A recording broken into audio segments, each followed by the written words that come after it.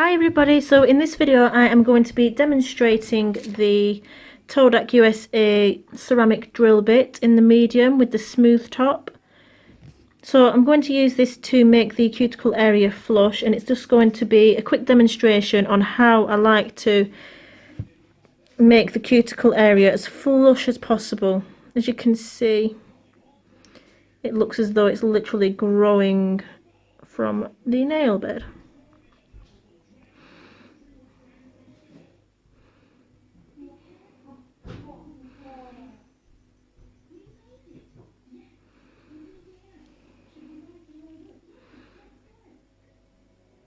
Hoping that I have got a good angle here to sort of show you how I use this drill bit to make the cuticle area flush with the natural nail.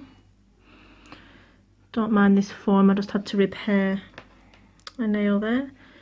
So I'll try and video it from a couple of angles just so that you can get the idea and how well that this drill bit works. It's a great thing that it's a safety bit as well, so you're not going to cut into any skin or cuticle.